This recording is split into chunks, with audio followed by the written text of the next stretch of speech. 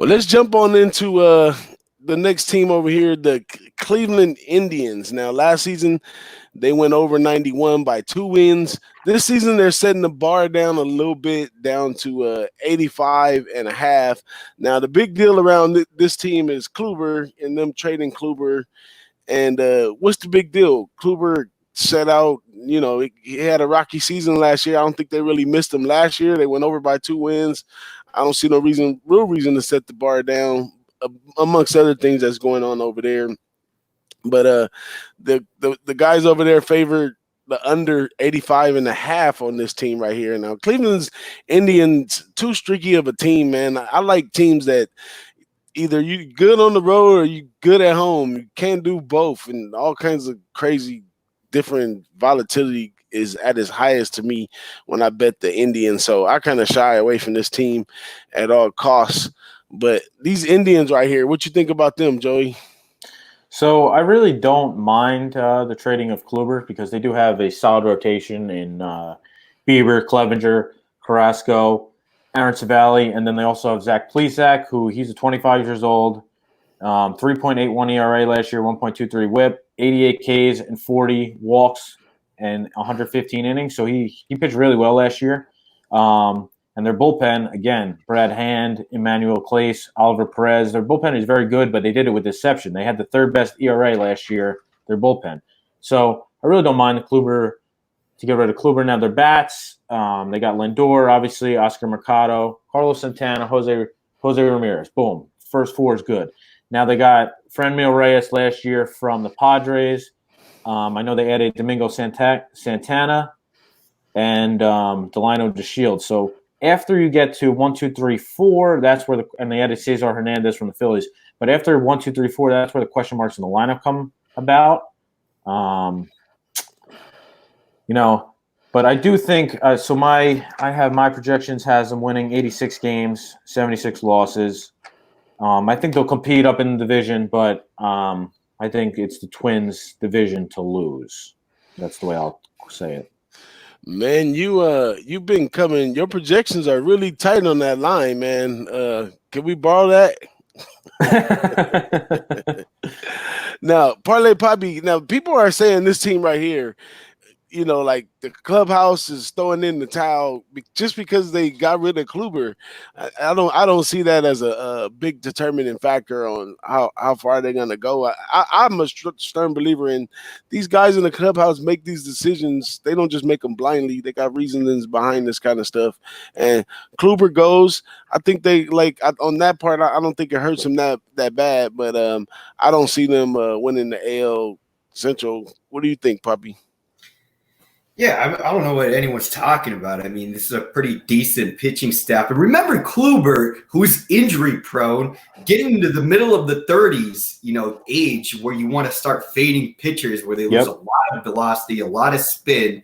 Gave up the most home runs on the team last year and had the third highest FIP despite his great ERA. That's why I don't even look at the ERA. Why am I looking at the ERA? He didn't look good last year. And Right.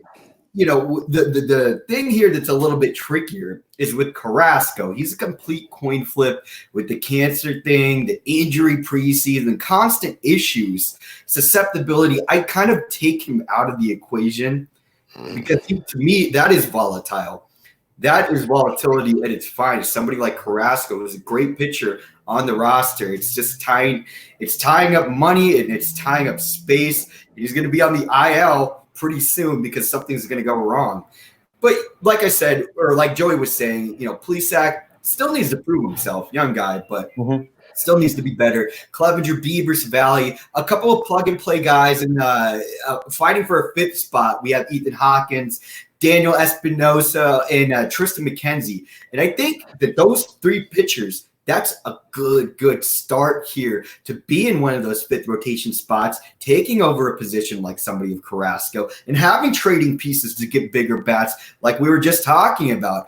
I mean, what they lose? They didn't lose anything last year. I think that's a good move, getting rid of Kluber, right? Yep. And the offense has always been spotty. And this Indians team, remember, they go on, like DJ says, a streak, and it's very hard to predict when that streak is going to start or end. It seems like every year they go on like a lose, win, lose, win. And then they win like 13 in a row. And then you're like, fuck, I missed that whole thing. I'm riding it at the end, and now I just didn't even make any money. Bats are hot and cold. Ramirez should be a little bit better. I think Ramirez is the most important guy to stay consistent on the bat.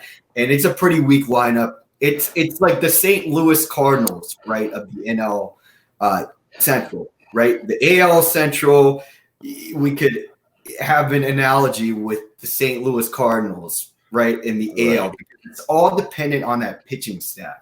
Yeah. It depends on how they hold up. The bullpen has been pretty much top 7 from start to finish.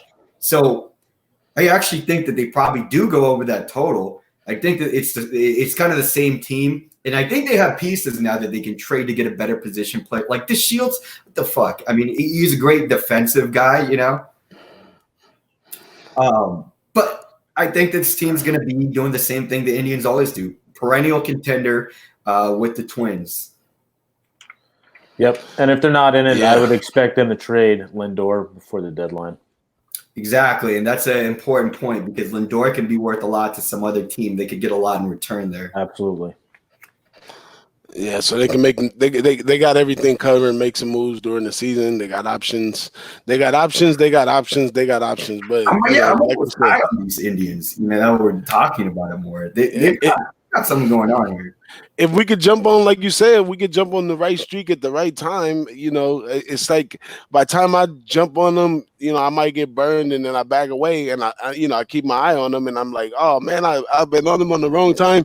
Then I decide, okay, here's a spot I could take them right here. Bam. And it, bites me again. Like just ride it, like you win 1 or 2 and then you kind of just keep betting it. Just kind of looking at their schedule and how they're hitting, like what's upcoming. And I think that's kind of how you get on the streak. You just continue riding. You don't hop in halfway through, right? Just so you won money regardless. Yeah, you gotta be careful in baseball hopping on the streak when it's dry because it can end at any second and it'd be all a waste of time. But like those Dodgers last year, you can hop on some of those home things, and that was another angle that I used to use last year, but it didn't work on the White Sox like we talked before. So I was watching some stuff about people in Chicago, and the people in Chicago don't really care for the White Sox. They don't feel a need for that second team. So I figured that they didn't have the crowd support and they would play down at home. Worked for a couple games, but after that they started smashing at home. So I backed up off of that one all the way. But that's what I do in baseball. I test a lot of theories. I try a lot of spots because it comes on repetitively every day. So you could try different things, different spots. But I'm not a guy that just goes off into all the different divisions and all that kind of stuff. I like to narrow in, just like I do in college football. I narrow in with the Mountain West. You know what I'm saying? I like to narrow in somewhere. So definitely not going to be poking around with these Indians, man, over here. But let's look at some Indian food. What they got to offer at Indian Stadium. Bam! That's kind of trashy right there, man. That's some basic bitch shit. Get that out. Yeah, that's kind of trashy. I don't even want to look at that. $20. No thanks. Yeah. Phooey, man. Yeah, they could keep that, man. And that, I guess that explains their streakiness. Just a squirt of sauce, throw some meat on there, and shove it in your face. How much do you think that costs? This right here, this should cost like in a ballpark, that's $15 easy. That's an easy $15. Yeah, definitely. If it's anything over that, though, I'm gonna just get a hot dog and eat when we leave. I ain't with like this. Fucking Taco Bell nachos. I'm an adult. I can hold my hunger at least till we get out of here. Let's go to the